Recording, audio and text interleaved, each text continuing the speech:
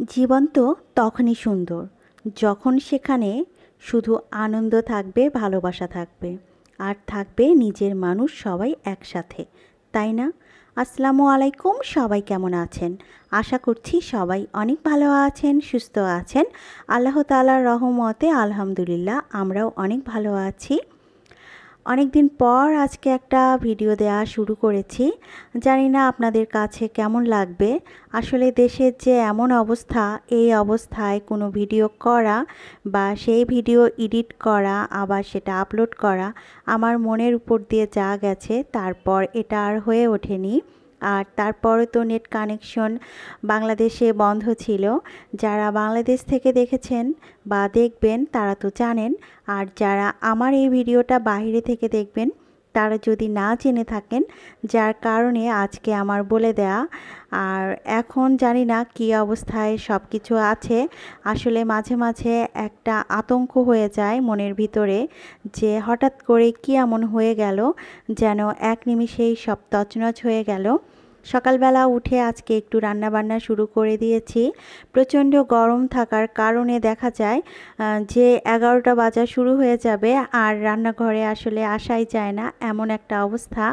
আপনাদের ভাইয়া তো সব সময়ের জন্যই বলে যে হালকা কিছু রান্না করো, বেশি একটা রান্নাঘরে যেও না।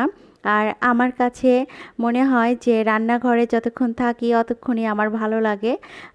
যার কারণে বাসায় যদি থাকা হয় তখন মনে হয় এটা ওটা রান্না করি, বাচ্চাদেরকে খাওয়াই।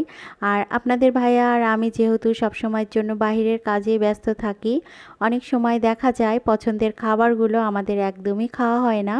তো যখন বাসায় থাকার হয় তখন কিন্তু আমি সব সময়ের জন্যই চেষ্টা করি যে আপনাদের ভাইয়ার যেটা পছন্দের খাবার বা আমার ছেলে মেয়ের যেটা পছন্দের খাবার সেটাই যেন রান্না করে খাওয়াতে পারি।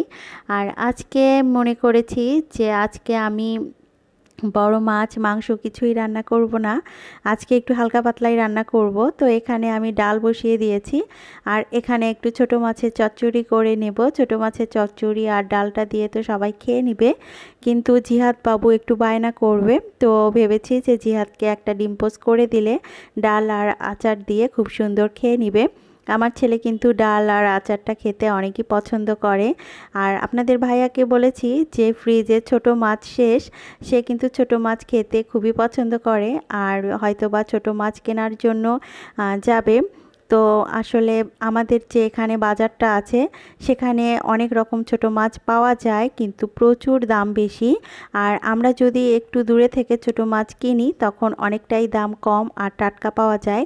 আসলে সব জায়গার অবস্থা এতটাই খারাপ, যার কারণে আশেপাশে কোথাও থেকে যে একটু ছোট মাছ কিনবো সেটাও হয়ে উঠছে না।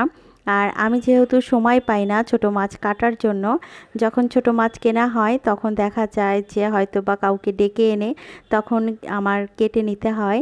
তো এখন তো সেই অবস্থাও নেই, সবাই তো ভয়ে আতঙ্কে ঘরে ভিতরে ঢুকে আছে। এটা কিন্তু আমার ভিডিও করেছি যখন এই তো লকডাউন দিয়েছে, আবার দেখা গেছে নেট ছিল না, তখনই এই ভিডিওগুলো করা হয়েছে।